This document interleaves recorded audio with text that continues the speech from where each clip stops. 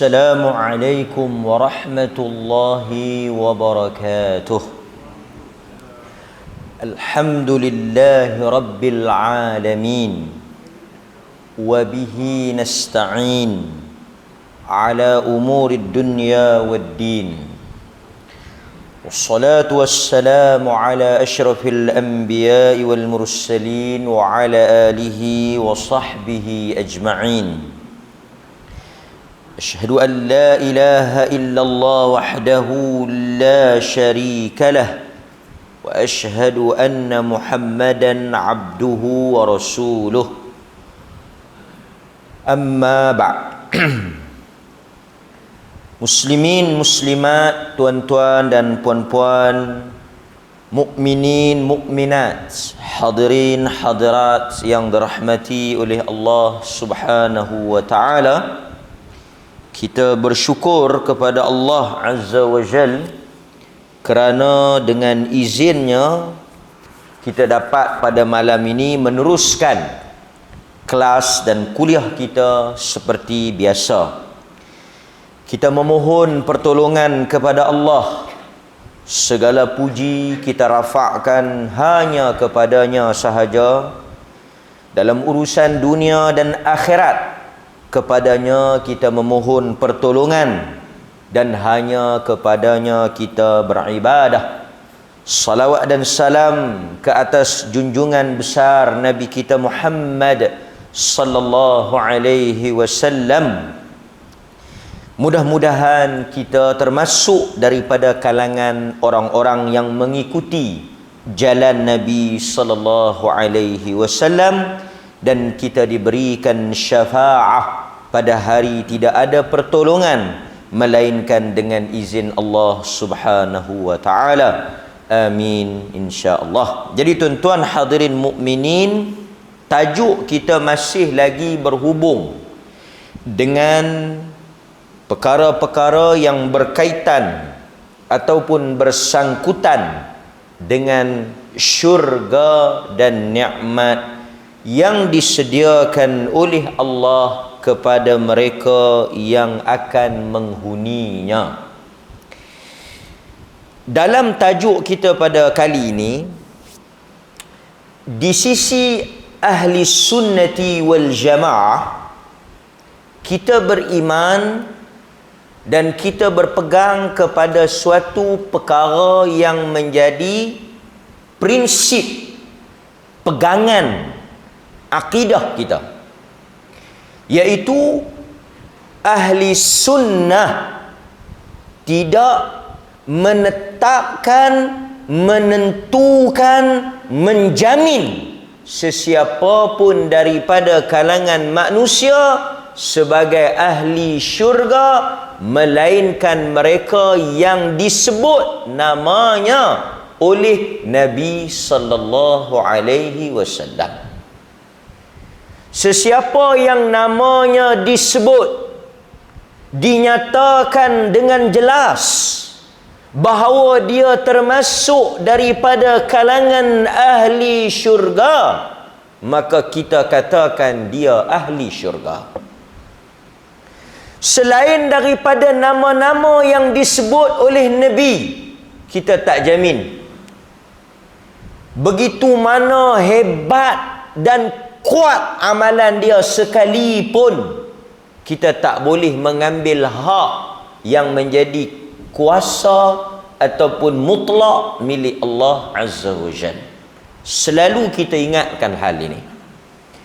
Kita tak boleh menyatakan fulan, sekian orang, fulan bin fulan, si Polan. Orang Melayu dia ambil perkataan Arab fulan tu, dia translate, dia terjemah dalam bahasa Melayu ni si Polan. Arab ni fulan. Fulan ni maksudnya seseorang lah. Kita, kalau orang tanya kita macam mana kedudukan dia, kita katakan mudah-mudahan daripada kalangan orang-orang yang beriman dan daripada kalangan ahli syurga. Mudah-mudahan.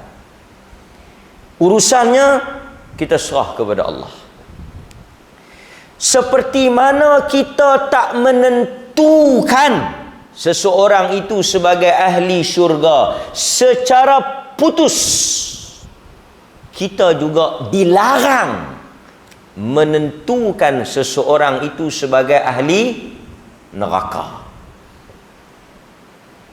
Ini bukan urusan kita.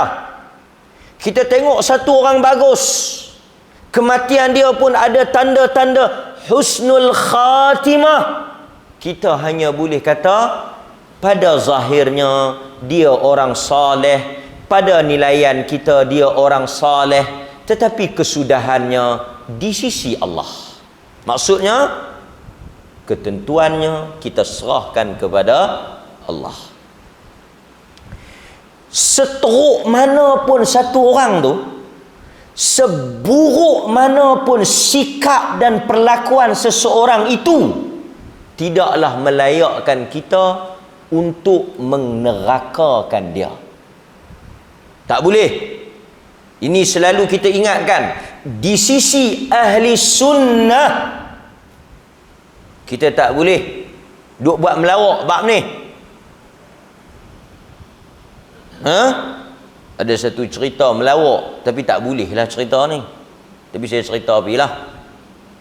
Cerita melawak Tok Imam. Nah, abang kita minta izin kat Tok Imam, Tok Imam tegur, tak boleh melawak ni ustaz. Melawak melawak pun cerita ni tak boleh pakai. Pasal syurga neraka ni kita tak boleh main-main lah benda macam ni kan, benda gaib. Marah depa dengar.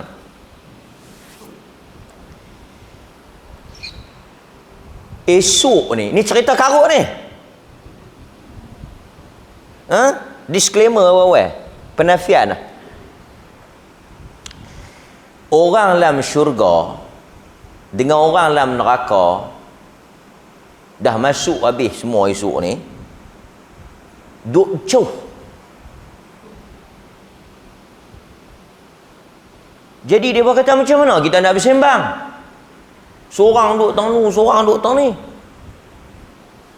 Dia kata kita buat jambatan lah. Senang kita nak mai. Aku pun nak boleh, kan?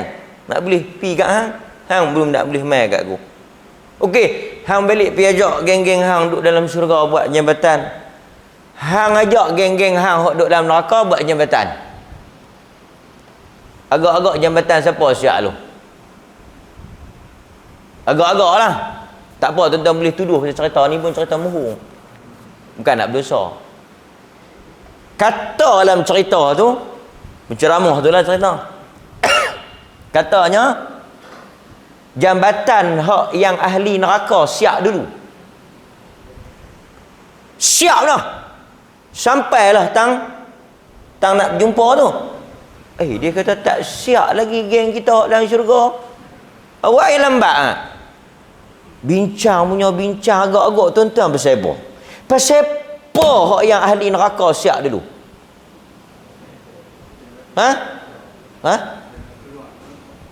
Dok. Tengok. Depa lebih daripada ustaz pula jawab kena. Tengok depa kata apa? Dengar. Saya pederah balik hak depa kata. Hak depa kata nah. Depa kata siap dulu hak belah neraka ni pasal kontraktor banyak dalam tu. Ambil gelak leras tapi dia gelak. Dah, saya nak habaq apa? Saya nak habaq tak boleh kata. Dia kata hang kontraktor hang mampu masuk neraka. Tak boleh. Nak habaq kata kita ni kalau teruk pun satu orang tu kaki apa sekalipun tak boleh kita nak pi cok. Terus kata dia ahli neraka. Barangkali mungkin betul lah kan. Dia punya duk seluk kot nu seluk kot ni kan. Siap kot nu siap kan. Apa kata hampa lah masuk banyak kan. Rusuk nu rusuk ni kan. Kopi nu teh ni milu nu kita tak boleh kata. Ahli sunnati wal jamaah segala kesudahan hatta ustaz ke syekh ke tak ada jaminan. Cuma tajuk kita malam ni apa dia? Yang mana Nabi sebut dengan lidah dia, yang Nabi kata dengan mulut dia, yang Nabi telah berikan pengakuan, yang Nabi telah beri jaminan, maka kita katakan dia ahli syurga. Siapa dia? Siapa dia yang Nabi dah habaq tak ada mati lagi? 10 orang yang masuk syurga. Kalau orang tanya Abu Bakar, syurga. Umar, syurga. Ali, syurga. Uthman, syurga. Abdul Rahman bin Auf, syurga. Talhah bin Ubaidillah. Zubair bin Awam. Zaid bin Sa'id bin Zaid. Ini semua kita akan kata syurga. 10 orang tu semua syurga. Pasal apa kita berani kata? Tadi kita kata tak boleh kata pandai-pandai, yang ni urusan Tuhan. Pasal Nabi habaq. Dan Nabi bila dia cakap, wa ma yantiqu 'anil hawa in huwa illa wahyun yuha. Dan Muhammad, Quran yang kata, dan Muhammad itu yantiq, dia tak cakap, dia tak sebut, melainkan apa yang diwahyukan kepada dia. Hak ni urusan ghaib. Jadi Nabi tak pandai-pandai duk pi duk pi cakap, duk pi sebut, melainkan Allah telah jamin. Jadi bila Nabi sebut, kita kata. Sebab itu kita ni bukan Nabi. Kita tak boleh kata, hang, aku jamin syurga. Ui, ustaz tahu mana? Allah, kalau aku tak tahu, aku tak jadi ustaz lah. Tak boleh. Kan? Dia pergi hantar raya rumah Tok Imam. Tok Imam kata ahli syurga. Itu yang kata Tok Imam. Hang kalau mati memang masuk syurga. Esok saya hantar 2 biji. Firdaus terus. Boleh tak? Tak boleh. Cok Tok Imam, cok ustaz, cok mufti, takat urusan dunia ya. Dia tak boleh cok, dia tak boleh lulus, dia tak boleh jamin dalam urusan akhirat. Yang boleh menentukan urusan akhirat Nabi SAW. Sebab itu kita kata tak ada mana-mana ajaran, tak ada mana-mana pihak, tak ada mana-mana mazhab, tak ada mana-mana aliran, tak ada mana-mana pegangan, tak ada mana-mana tarikat yang boleh jamin kalau ikut kami masuk syurga, melainkan jalan Nabi dan jalan Allah dan Rasul dia. Siapa yang jalan dia sama dengan Allah dan Rasul, syurga. Pasal itu kita tak boleh claim amalan kawan tu betul, amalan kawan, amalan Nabi dan amalan yang sahabat. Mudah, senang kita. Pasal itu kita semua nak ikut Allah dan Rasul, ikut Nabi dan sahabat. Pasal jalan tu jalan masuk syurga. Okey, habis satu bab. Bab nombor 2. Selain daripada 10 orang ni, ada orang lain yang Nabi habaq dia ahli syurga. Ada. Yang tu yang kita nak bincang. Tak semualah. Tuan-tuan, hak 10 orang tu clear. Orang lain ada juga. Contoh, Nabi kata umat aku 70,000 masuk syurga tanpa hisab. Bangkit satu orang, Ukashah. Dia kata, ya Rasulullah, doa aku termasuk daripada 70,000. Nabi kata engkau masuk. Bangkit satu orang lagi, dia kata, ya Rasulullah, doa aku juga masuk. Nabi kata telah mendahului engkau Ukashah. Artinya hang aku tak boleh. Ukashah tadi dapat. Jadi kita kata apa? Kalau orang tanya Ukashah masuk syurga ke tak? Kita kata masuk. Hang tahu mana? Nabi doa tadi, tak 70,000 tu. Tinggal lagi berapa? 69,999. Boleh? Okey. Siapa dia lagi tuan-tuan? Dr. Umar yang karang kitab kita ni, dia ada bawa 4-5 orang. Malam ni kita ambil 1-2 yang mana dan kita baca. yang Nabi telah sebut nama mereka dan Nabi telah sebut dengan jelas. Nabi telah kata, sesungguhnya engkau di dalam syurga. Antara orang yang kita nak bincangkan malam ini, kalau sempat kita ambil 2-3, kalau tak sempat kita tengok takat mana boleh lalu. Antara orang yang besar yang kita boleh bincang, yang masuk di dalam nama-nama ahli syurga ni, kita nak tahu ni, antaranya Abu Dahdah. Satu orang nama Abu Dahdah. Gelaran dia tu Abu Dahdah. The real name, nama sebenar dia Thabit bin Dahdah. Sebut pergi betul, bukan dadah. Sat lagi esok dia pergi sembang, dia kata semalam ustaz cerita ada satu orang masuk syurga, hebat kau ni. Nama apa? Tak tahu apa, Abu Dadah ke apa ke. Kawan yang dengar tu, dadah masuk syurga. Oh, pi. Dahdah. Abu Dahdah. Nama dia Thabit bin Dahdah. Kunyah dia Abu Dahdah. Macam mana yang ustaz dia ni boleh masuk syurga ni? Kok lah, mana tahu saya boleh tiru dia? Boleh. Tuan-tuan, kalau nak tiru dia boleh. Sebab kalaulah amalan itu menyebabkan dia masuk ke dalam syurga, amalan yang sama juga kita boleh buat. Tuan-tuan boleh tiru tak? Boleh. Nak dengar tak? Apakah perbuatan amalan yang besar yang apabila dia buat amalan tersebut, Nabi kata, sesungguhnya engkau ahli syurga. Manalah tahu tuan-tuan, tuan-tuan ada peluang, ruang untuk buat sama dengan apa yang dia buat, tuan-tuan pun termasuk daripada ahli syurga. Cuma tak ada dah lah orang nak boleh kata lagu tu. Abu Dahdah ni, dia hidup pada zaman Nabi, perbuatan ni dia buat pada zaman Nabi, dan Nabi bila dengar dia buat benda tu, Nabi kata ahli syurga. Cuma kita ni tak ada lah sampai jaminan macam tu. Cuma mudah-mudahan di atas amalan yang sama, pengorbanan yang besar, kesanggupan kita buat lagu mana Abu Dahdah buat, kita pun boleh masuk syurga macam yang Nabi sebut dekat dia. Apa yang dia buat tuan-tuan? Mari kita dengar.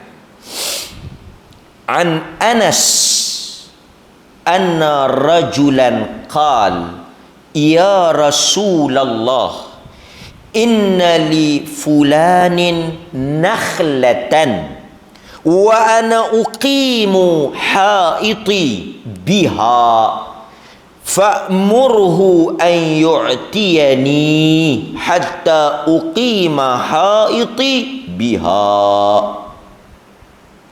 Kata Anas bin Malik, Anas tukang cerita hadis ni, Anas rawi, Anas yang cerita apa yang jadi, Anas bin Malik. Kata Anas bin Malik, anna rajulan, telah marilah satu orang laki-laki yang tak dikenali. Rajulan, tak tahu siapa. Dia mari, dia jumpa Nabi sallallahu alaihi wasallam. Dia kata apa? Dia kata, inna li fulan, ada satu orang laki-laki, nakhlatan, yang ada sebatang pokok nakhl, kurma, di dalam kebun dia, haid. Laki-laki ni ada satu kebun, dia nak buat pagang lah lebih kurang, dia nak urus kebun dia tu. Masalah dia apa? Ada satu pokok hak orang dalam tanah dia. Macam mana cerita kita tak tahu. Macam mana kawan tu boleh pergi tanam tak tahulah, tapi pokok orang, mungkin perjanjian pak dulu ke apa ke, kita tak tahu. Boleh dah dia pi kecek dah, tak boleh. Apa dia? Dia pi suruh kawan tu jual. Senang ceritalah, kan? Macam ada satu pokok dalam tanah kita ke, dekat dengan tanah kita, kita nak buat pagang ke apa, nak kira nak bagi clear batu sempadan apa semua ni, kita pi habat. Dia jangan tuan-tuan. Bukan kata orang biasa, masjid minta pun kadang-kadang dia tak bagi, kan? Tanah masjid lagi dia ambil dah, kan? Antara perkara besar, masalah besar yang kita hadapi ni, apabila buat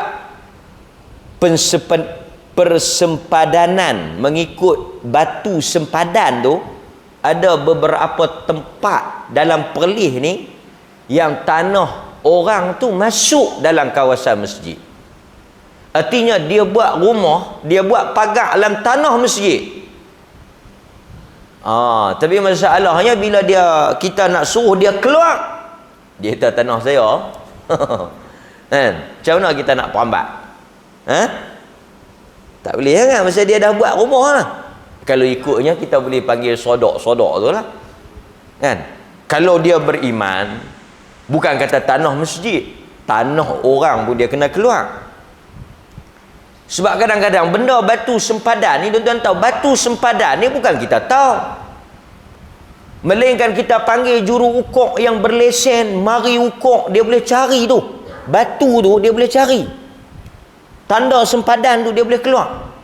Dan kalau kita orang mengaji, tuan-tuan, jelas kepada kita bahawa tanah sama ada yang masuk dalam kawasan kita atau yang kita masuk dalam kawasan orang, hendaklah kita bagi balik.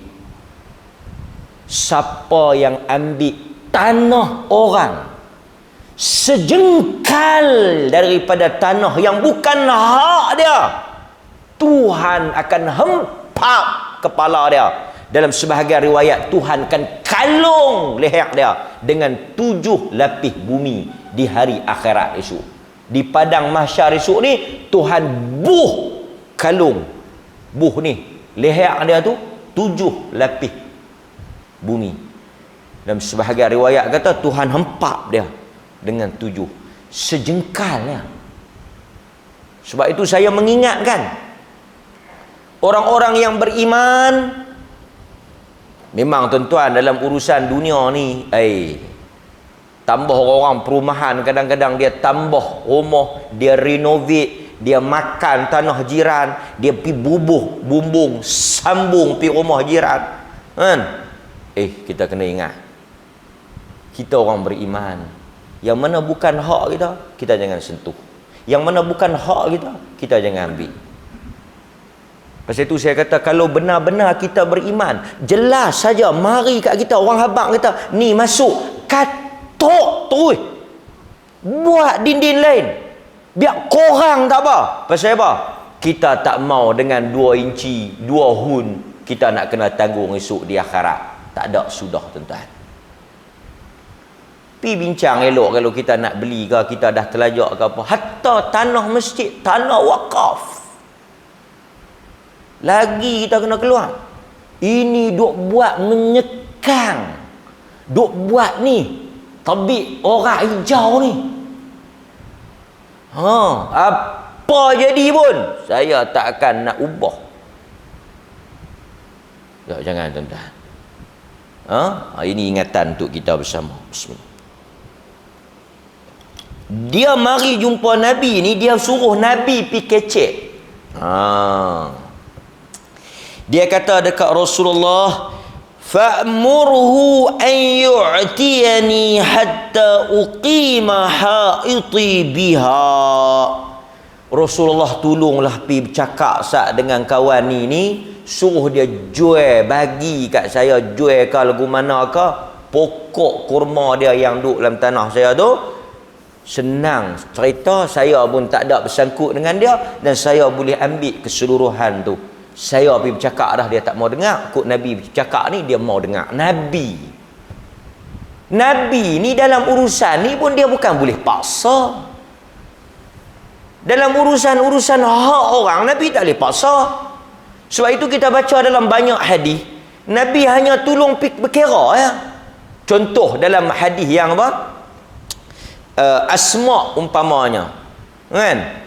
Yang ada orang bagi dekat dia tanah, kemudian Nabi suruh pergi ambil balik, dia tak mau, Nabi ganti pula, ganti hak lain kat dia, baru dia bagi balik. Nabi tak paksa. Bahkan dalam banyak kes Nabi hanya pi tukang cakap. Hatta dalam kes Barirah dengan Muris, kan, depa bercerai, Nabi pi kesian tengok suami, Nabi pi jumpa dekat bini. Boleh tak hang terima balik laki hang? Aku tengok angau pelik sangat lepas bercerai ni. Bini tu tanya, Nabi suruh ke? Tak aku ni nak main minta macam hang berkira, hang fikir balik lah. Dia kata tak, saya tak mau. Nabi kata tak apa, kalau hang tak mau aku tak boleh paksa. Jadi dia kata tolong sak pi cakap ni supaya apa? Supaya dia bagi dekat saya. Faqala lahu, Nabi kata tak apa, aku pergi bercakap. Kan, kadang-kadang kita tuan-tuan tak boleh nak berkira, kita pergi bawa orang yang ada pengaruh sikit, tu imam ke, orang kampung ke, orang yang ada ni, pergi bercakap lah kan. Mungkin dia segan ke apa ke. Nabi katalah, faqala lahu an-nabiy sallallahu alaihi wasallam. Nabi pun pilah dekat lelaki tu. Nabi kata macam ni, oi tuan-tuan, kalau kita lah, ingat kita bagi aku, tapi tak tahulah, mungkin barangkali dia ada sebab lah kenapa dia tak bagi. Okey, kita sambung. Nabi kata macam ni, a'tiha iyahu, boleh tak hang bagi pokok kurma tu dekat dia? Kalau hang nak jual dekat dia, hang bagi dekat dia, ni aku nak janji dekat hang, a'tiha iyahu binakhlatin fil jannah. Kalau hang bagi dekat dia kurma ni, yang sebatang ni, jual dekat dia, selesai benda ni, aku akan bagi dekat hang, aku akan jamin nakhlatin fil jannah, satu pokok tamar dalam syurga.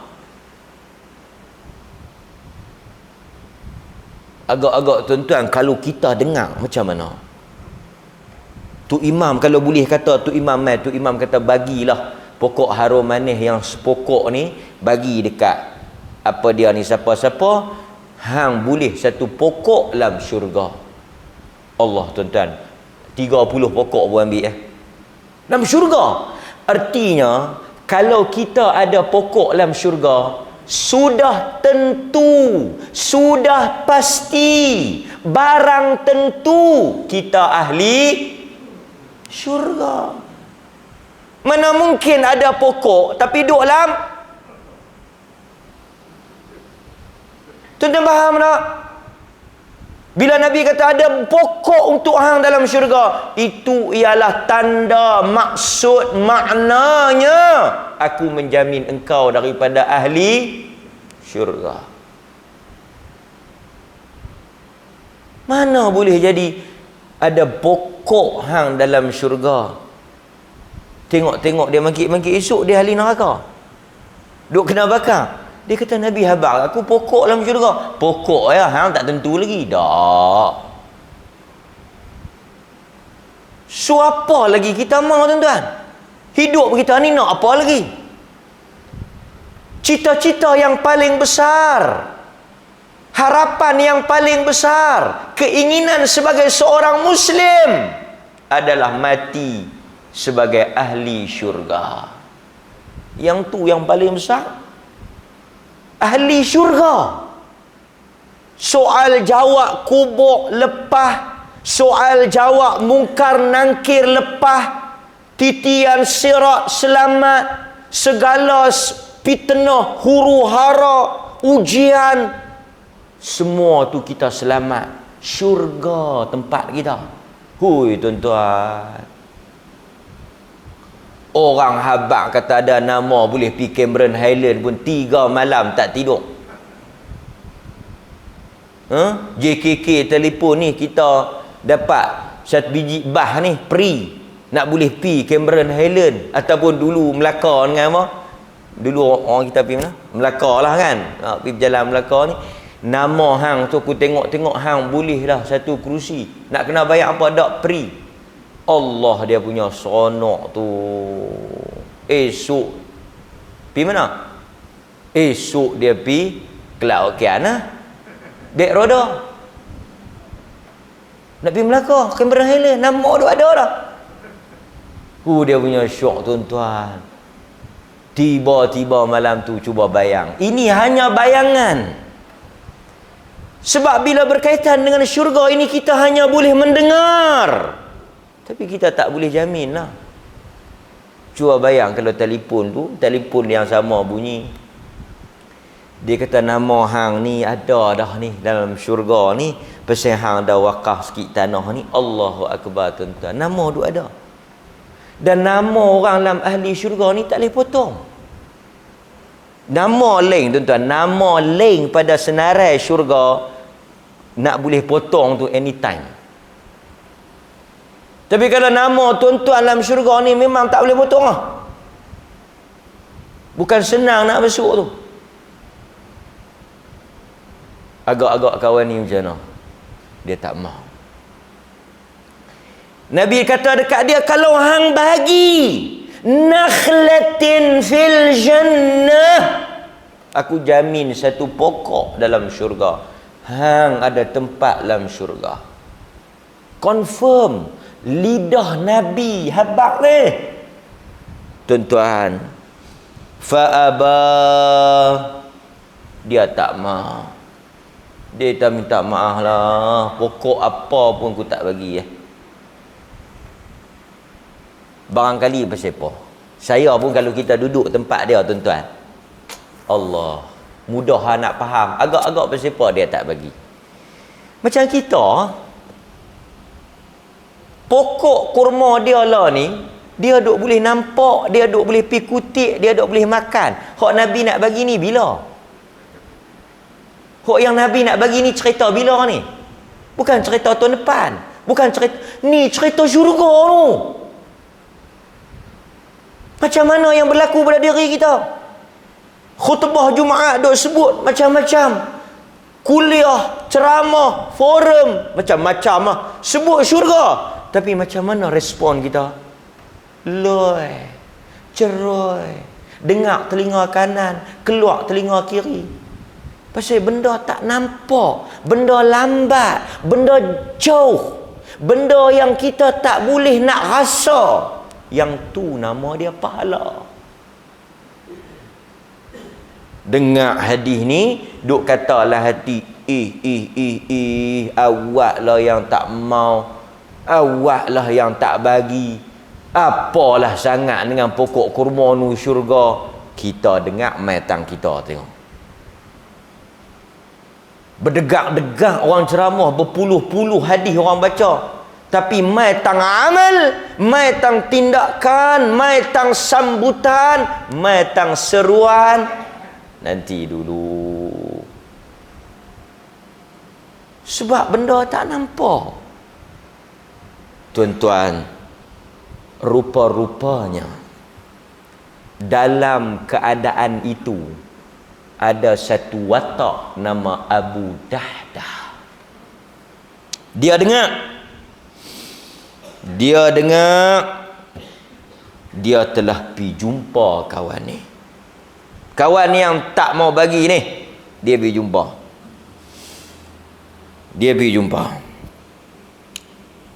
Sebelum tu, dia pergi tanya Nabi. Dia kata, kalau saya boleh ambil pokok kurma tu, saya dapat tak pokok kurma dalam syurga? Dapat.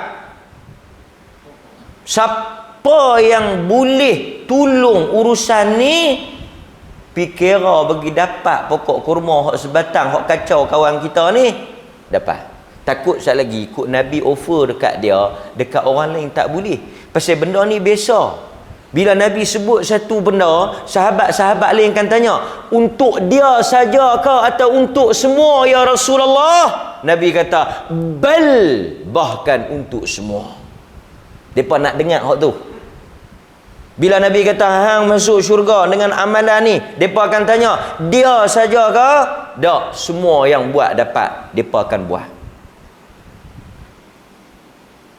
Dia pergi tanya Nabi, tak apa, duk sat. Dia pergi jumpa kawan tu. Dia pergi jumpa. Dia kata, mau tak? Hak tadi Nabi nak tukar satu pokok kurma. Hang bagi, Nabi bagi satu pokok kurma syurga. Hang tak mau nak? Okey, tak apa. Hang berkira dengan aku. Abu Dahdah kata, hang berkira dengan aku. Apa dia? Hang bagi mai pokok kurma tu kat aku, hang jual mai kat aku akan ambil saja, aku nak beli. Aku akan tukar 600 pokok kurma yang berbuah, yang aku punya, kebun aku. Dalam tu ada tasik, dalam tu ada rumah, dalam tu ada semua, aku bagi kat hang. Agak-agak tuan-tuan dia mau. Allah tuan-tuan, siapa kita tu Imam Habak kalau bagi ni dapat syurga, bagi ni dapat pahala mai. Kawan tu kata tak apalah, hak yang kena, hak yang rapat dengan masjid tu hang bagi, aku bagi bawa tengah relung, aku ganti kat hang 2 relung tepi tu. Oh, dia kata bila kita nak pergi bilik penyaksian, tuan-tuan tahu bilik penyaksian di pejabat tanah ha? Tak saya. Syurga tidak membuka hati dia. Tetapi tawaran Abu Dahdah 600 pokok dengan kebun, ambil. Dia kata setuju. Dia mai dekat Nabi SAW. Dia kata apa? Ya Rasulullah, inni qad ittaba'tu an-nakhlata bihaiti. Qal faj'alha lahu faqad a'taitukaha. Dia kata, ya Rasulullah, selesai. Aku telah membeli sepokok kurma itu dengan 600 kebun pokok yang ada di atas kebun aku. Nabi kata, hang nak buat apa yang sebatang tu? Aku nak pergi bagi kat kawan kita hak yang nak tadi, hak awal tadi ni, hak yang masalah, yang kebun dia tu. Tuan-tuan boleh pergi bayang Abu Dahdah punya cerita ni, dia pi kat kawan tu, dia pi tukar ganti, dia bagi dekat kawan tu kebun dia 600 batang. Dalam riwayat kata dia duduk dalam tu dengan bini dia, dengan anak-anak dia. Itulah hasil sumber pendapatan dia, itulah harta dia. Dia pi bagi semata-mata dia nak bulih hak sebatang tu, dia nak pi selesai hak kes Nabi tadi ni. Punya dia nak buat. Nabi kata apa? Nabi kata, kam min azqin raha li Abi Dahdah fil jannah qalaha miraran. Allahu Akbar. Nabi kata, kam min azqin rah. Aku nampak begitu banyak tandan-tandan kurma yang masak dan berbuah yang ada di dalam syurga yang Tuhan sediakan untuk Abu Dahdah. Kam min azqin rah. Nabi kata, aku nampak Tuhan telah tunjuk kepada aku tandan kurma hang Abu Dahdah. Tuhan dah nampak ni, dia tak mati lagi tuan-tuan. Nabi habaq dah tu tak sangka bersusun buah kurma untuk hang di syurga. Sekarang cabaran yang paling besar, dia nak balik pi habaq kat bini dia. Bini dia duduk mana? Duduk dalam kebun tu. Dalam riwayat kata bila sampai tuan-tuan di kebun dia, dia kata apa? Tengok. Dia kata, fa'ata imra'atahu. Dia balik pi dekat bini. Bini dia tak tahu apa ni. Macam kita balik pi dekat bini kita, kita habaq kat dia ni. Hang keluar. Pasal itu tuan-tuan, sekali lagi saya nak ulah. Kita tengok bini dia kata apa. Balik mai Abu Dahdah. Fa'ata imra'atahu. Baliklah Abu Dahdah ni bertemu dengan imra'atahu, bini dia, isteri dia. Faqal, dia sampai di kebun tu. Kebun tu bukan hak depa dah. Kebun tu pun dah tak dapat kat depa. Segala yang ada 600 pokok apa semua tu tak ada apa. Dia kata, ya Umma Dahdah, ya Umma Dahdah, wahai Ummu Dahdah. Dia Abu, bini dia Ummu lah. Macam tuan-tuan, Abu Muhammad, bini tuan-tuan Ummu Muhammad. Dia macam itulah kan. Ukhruji minal haid. Ambil anak-anak kita semua keluar mai. Balik tu dia terus habaq kat bini dia, ya Umma Dahdah, ukhruji, keluar. Ambil anak-anak kita keluar. Fa inni qad bi'tuhu bi nakhlatin fil jannah. Kerana aku telah menjual kebun ini dengan sebatang pokok di syurga. Boleh tuan-tuan?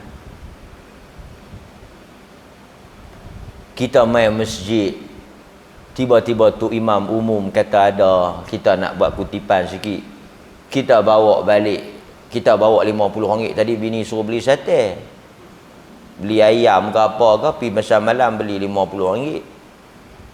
Kita pun dengar-dengar ni nak kutip apa semua ni untuk kebaikan ni, cekak 50 buah balik. Mat bini tanya, mana sate? Tak ada apa semua. Dia tahan pergi goreng lah apa nak ada. Duit aku buh dalam masjid tadi. Bini tu nanti tak tahu dia punya maki. Silap hari bulan tuan-tuan, mangkit esok tuk siap nak mai buka masjid, tersepak kita. Ya, kelam nak mai buka pukul 5, kena bang sejam sebelum, tersepak. Siapa dia pula? Tengok-tengok awak. Dia kata nikah Abu Dahdah. Sebab itu tuan-tuan, kita selalu ingatkan diri kita, pentingnya kita mendidik dan mengasuh supaya isteri-isteri kita yang menjadi teman hidup kita juga mempunyai fikrah. Tuan-tuan kena ingat perkataan yang saya guna ni, fikrah yang sama dengan kita. Masalahnya bila kita yang mengaji, kita aja beriman, kita aja takwa, kita saja yang faham, kita saja yang semangat, tetapi fikrah itu tidak dikongsi oleh isteri kita, maka kita tak akan dapat sokongan seperti mana Abu Dahdah.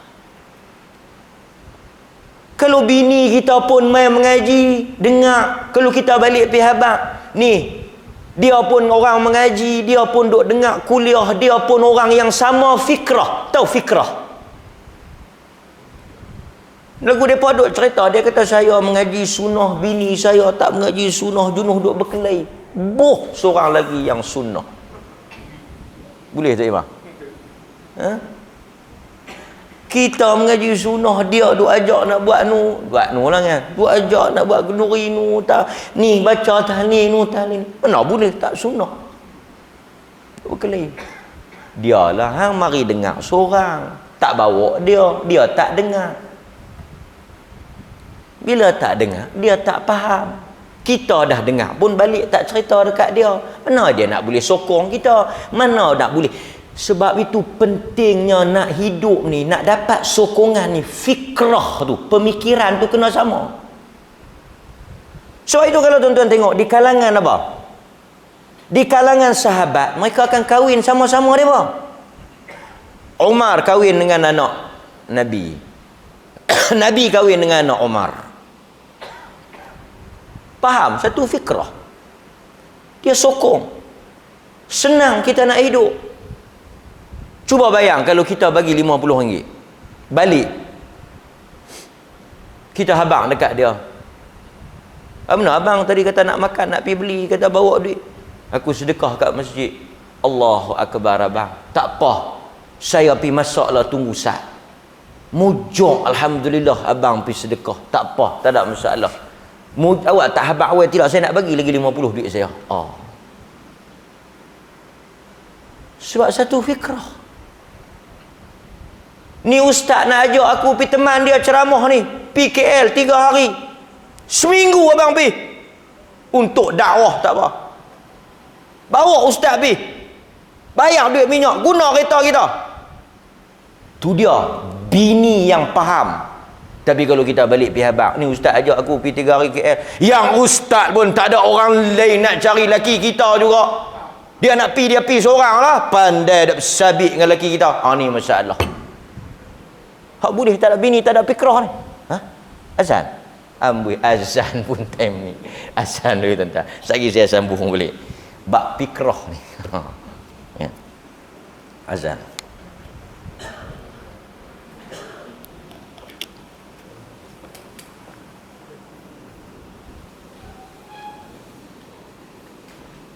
Allahu Akbar.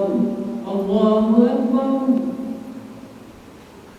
Allahu Akbar. Allahu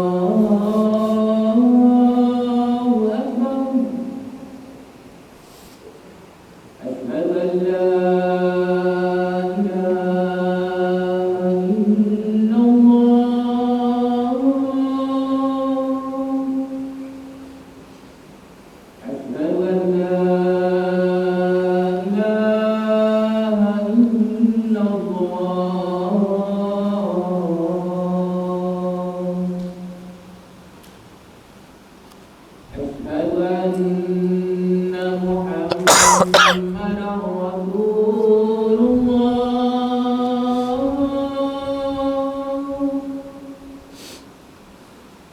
Asyhadu an la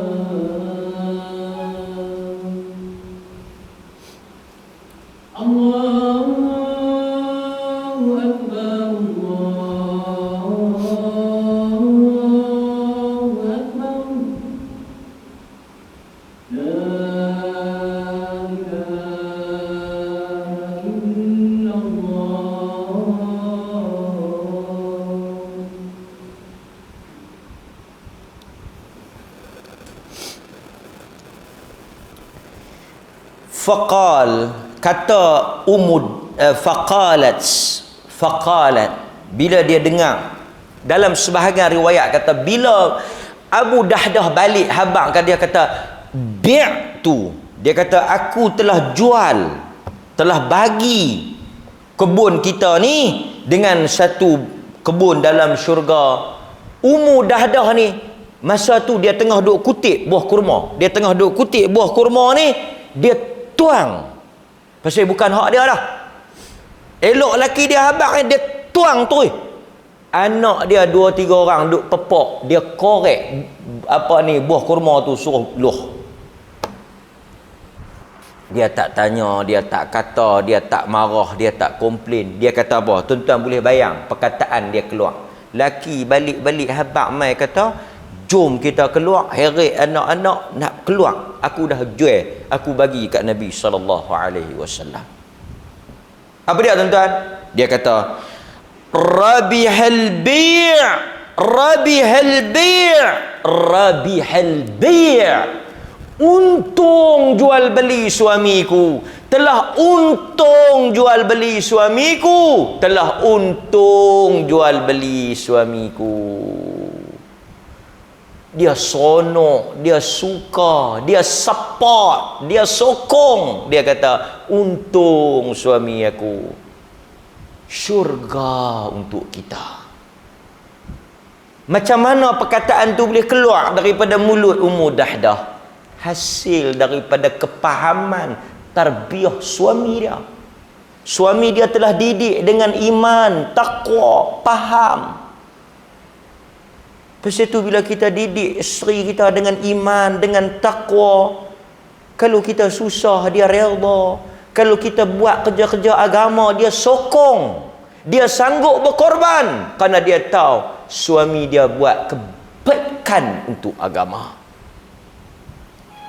Sebab itu suami yang dapat isteri-isteri yang faham fikrah ni, mereka sanggup korban. Suami nak buat apa, nak program apa, nak bagi apa, nak infak apa, nak pergi mengaji apa semua, mereka support. Suami mereka percaya, mereka yakin. Kalau boleh bawa, mereka bawa. Pasal apa? Kerana ini jalan nak bawa pergi syurga. Rabihal bai', rabihal bai'. Perniagaan yang paling untung, kita bagi 600 ni, kita dapat syurga. Itu cerita Abu Dahdah, salah seorang manusia yang belum mati, yang belum wafat, yang masih hidup, telah ada nama dia dalam senarai ahli syurga. Tapi bukan dia duduk berlenak, tidur senang tak. Ada pengorbanan dia. Sebab itu syurga mahal. Tadhiyah, dia ada pengorbanan. Kita tak akan boleh masuk syurga dengan kita tak mau berkorban, tak mau susah, tak mau rugi. Tak ada. Syurga bukan untuk orang macam tu. Syurga bukan untuk orang yang genggam rapat. Syurga bukan untuk orang yang berpeluk tubuh. Syurga bukan untuk orang yang tak mau susah. Syurga bukan tabiat tu. Tuan-tuan kalau baca lah hadis-hadis Nabi, tak ada lagi syurga orang yang kedekut masuk. Tak ada lagi syurga orang yang tidur belengkak masuk. Tak ada lagi syurga orang yang senang masuk. Syurga itu dibeli dengan darah dan air mata. Tu baca kisah-kisah sahabat yang dapat nama di dalam syurga. Orang yang kedua yang kita nak sebut ringkas lah, kuliah kita ni kita ringkaskan sikit. Orang yang kedua yang juga nama dia tak termasuk dalam 10, kan? Ada yang sebahagian masuk dan Nabi sebut lagi sekali. Ada yang tak masuk, Nabi sebut kot luar. Jadi bukan 10 tu sajalah, ada nama-nama lain. Ada yang dalam 10 tu Nabi sebut lagi dalam luar, maksudnya 2-3 kali nama dia Nabi sebut. Ada yang tak masuk dalam 10 list tu, tapi dia masuk dalam list lain. Abu Dahdah umpamanya. Tapi yang ni kita nak baca tentang Bilal. Bilal ni salah seorang daripada orang yang Nabi sebut dia tak mati lagi, nama dia dalam syurga. So dia memang confirm lah Bilal ahli syurga. Macam mana boleh tahu kata Bilal ahli syurga? Saya baca sikit ringkas. Daripada Abu Hurairah radhiyallahu an, kata dia, Nabi sallallahu alaihi wasallam sebut kepada Bilal. Nabi kata, ya Bilal, hadithni bi arja amalin amiltahu fil Islam, fa inni sami'tu daf na'laik baina yadayya fil jannah. Wahai Bilal, beritahu, hadithni. Tengok Nabi kata, ya Bilal, hadithni, cerita mai dekat aku, bi arja amalin amiltahu fil Islam, amalan yang engkau jaga, yang engkau buat, yang engkau amalkan sejak engkau masuk Islam, yang kau tak pernah tinggal. Apa dia Bilal? Bukan amalan baru, amalan tu dah ada dah. Amalan tu dah ada dah. Cuma dalam banyak-banyak amalan ni, amalan apa yang kau konsisten, istiqamah? Pasal apa Nabi nak tahu? Nabi kata fa inni sami'tu dafna alai baina yadayya fil jannah, kerana aku mendengar tapak kaki daf na'lai, tapak kasut. Dia berjalan tu, Nabi dengar tapak kasut dia tu, baina yadayya fil jannah, di depan aku dalam syurga. Artinya kalau tapak kaki masuk, orang masuk tak? Masuk tak? Masuk lah. Tak mungkin kasut pi orang tak pi, kan? Contoh dia kata kasut aku hilang di mana? Di masjid. Bila yang hampi aku tak pi. Macam mana hang tak pi kasut hang boleh pi masjid? Anak aku pakai pi. Munasabah ha? Kalau kasut duduk di masjid, artinya apa? Artinya dia ahli masjid lah. Kasut dalam syurga, dia ahli syurga.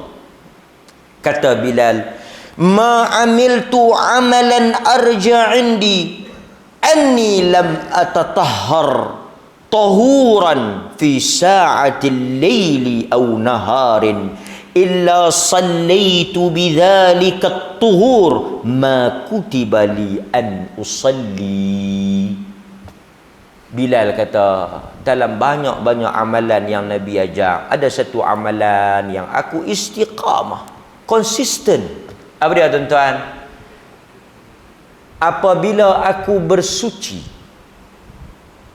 wudu, aku akan salat, sama ada fil lail au nahar, siang, malam ataupun siang, aku ambil saja wudu, aku salat sunat wudu.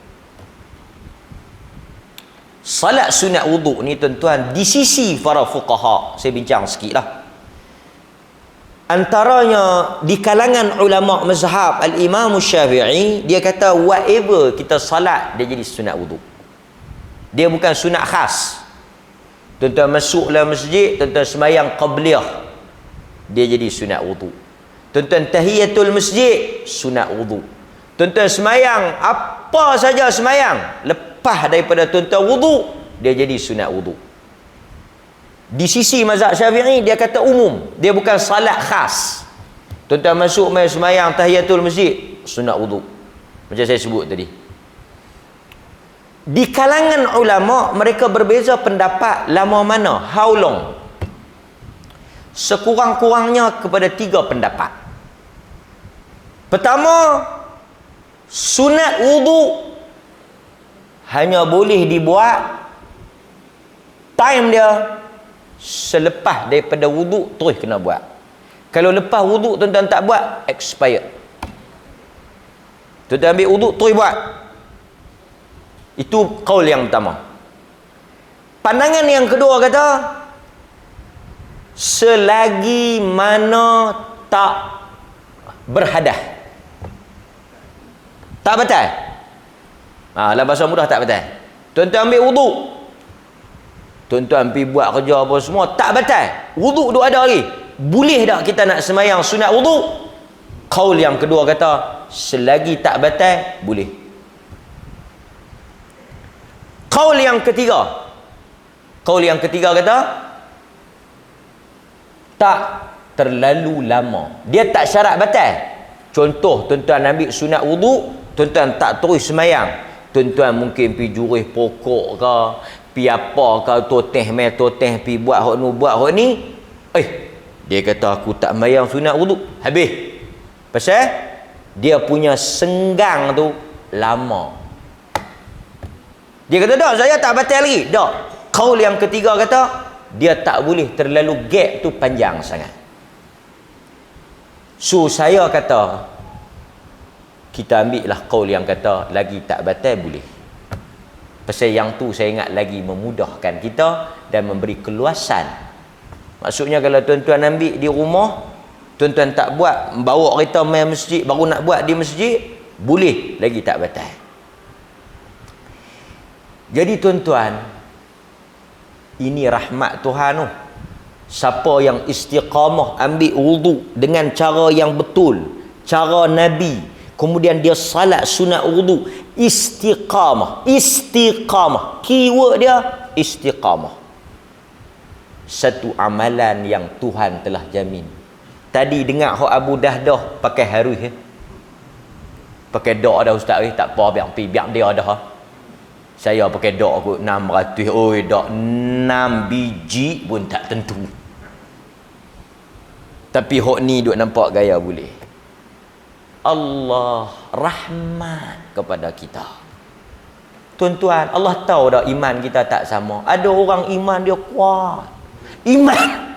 Setengah manusia iman dia, tuan-tuan. Allah. Apa sahaja agama suruh, apa sahaja agama nak, dia boleh bagi. Hatta nyawa dia sanggup korban untuk agama. Tapi sebahagian orang mungkin tak sekuat itu. Bukan semua orang boleh bagi duit. Dan agama pun tak paksa. Dan tak semestinya tuan-tuan balik lagi esok hari Jumaat pi cerah habis mai bagi kat masjid. Esok tengok duduk depan bank Islam, pegang celpa. Kita siapa ni bukan kaya dulu saya orang kaya. Selepas dengar kuliah maghrib saya jadi orang miskin. Tak. Ya, kita tak suruh Pasal iman tak sama. Iman Abu Bakar dengan iman Umar pun tak sama. Iman Uthman dengan iman lain tak sama. Maka sebab itu tuan-tuan, kalau kita tak boleh saluran itu, jalan itu, ada 10, 12 lagi saluran yang Allah buka untuk kita. Tapi orang, siapa yang ada kemampuan dari sudut keuangan, dia mampu dari sudut harta, tuntutan ke atas harta itu lebih. Bilal, dia nak bagi, dia tak ada. Kalau semua, kita tanya, Tok Haji boleh bagi sikit tak kat masjid? Saya sembahyang sunat wuduk lah. Macam mana Datuk boleh bagi sikit? Saya pun sembahyang sunat wuduk. Kalau semua pakat sembahyang sunat wuduk, macam mana kita nak buat? Hak tanah wakaf. Maka dia tengok. Sebab itu iman, orang yang mudah nak sembahyang sunat wuduk, tentulah berbeza dengan orang yang boleh infak duit. Dia ustaz, dia sembahyang sunat wuduk, itu kemampuan dia. Tapi bagi kita yang mampu, kita infak. Rugi saya? Tak rugi. Dia sembahyang tak gelak model, saya rentah 300-400. Tak, Tuhan Maha Adil. Maka sebab itu saya katakan syurga sesuai dengan kelebihan yang ada pada kita.